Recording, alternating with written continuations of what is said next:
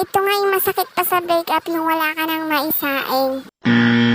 Ngayong araw nga ay magbablog tayo ng isang walang kwenta. Kaya naman bubuksan na natin itong ating mahiwagang kaldero. Ayan, may laman pang ang ulam. Kaya naman dali-dali ko na itong dinala sa likuran. Lalabas na nga tayo sa ating munting hasyenda. Sus, may munti pang ang batang umangawa sa likuran ko, guys. Tuloy-tuloy lang ang arangkada natin kasi syempre alas 5 na. Kita nyo nga at nagmamaganda pa ako dito. Pero syempre, may epal, di ba? Away nga agad siya sa aking vlog. Kala mo naman tunay. Dadaan na nga tayo sa Lagusan papuntang Ikantada.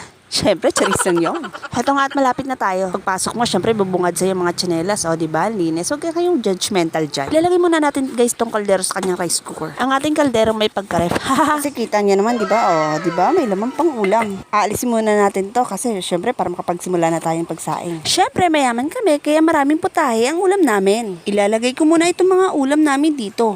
At sana lang, huwag tayong maunahan ng pusa. Uy, may bakas ng nakaraan, kaya hindi na pwedeng isapaw. Kaya kahit hirap na hirap ako dito sa paghawak ng cellphone, kailangan kong panindigan tong vlog na to. Ginusto ko to di ba?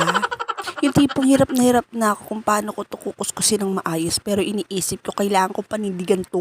Pero syempre, as a person, minsan nagiging marupok din tayo, kaya ayan, tingnan nyo naman, todo kuskus pa ako dyan. At dahil nga naging marupok tayo, binitawan ko na rin ang pangkuskus at binaba ko yung cellphone. Kaya ayan, di ba? Magic, tapos agad. Ganun dapat. Kailangan nating gumiba para makapagpatuloy sa buhay. Huy! Ano daw?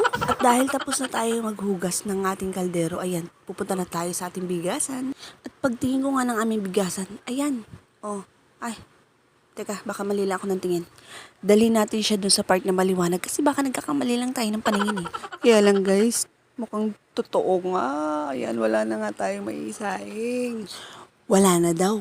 Pero ang totoo niyan guys, may nakuha pa ako dyan isang gatang.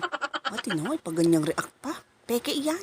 At dahil kulang nga itong ating bansaing, magla-live still tayo, pupunta tayo dito sa ating neighbor. Kung sa pag-games pa nga, meron tayong tinatawag na call a neighbor. Pero teka, mukhang wala ang ating neighbor. Empty ang house. Walang magbubunga nga sa atin. Ibig sabihin, open tayong kumuha ng bigas. Makakakuha na tayo ngayon ng bigas. Yay!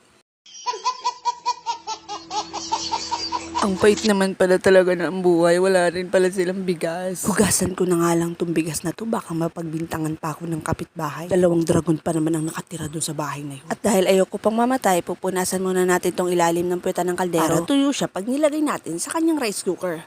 Para walang ground. Kasi nga, part siya ng rice cooker. Ano daw? Kukuha ako na pwedeng paglagyan ito mga ulam natin. Namin lang pala hindi kayo kasali. Siyempre, i-on na natin siya. Kasi dadalhin ko na ito doon sa mansyon. Isang napakawalang kwentang vlog na naman ang natapos. Pero nais ko pa rin magpasalamat sa mga manunood nito. Isa lang gusto kong sabihin. Bye-bye!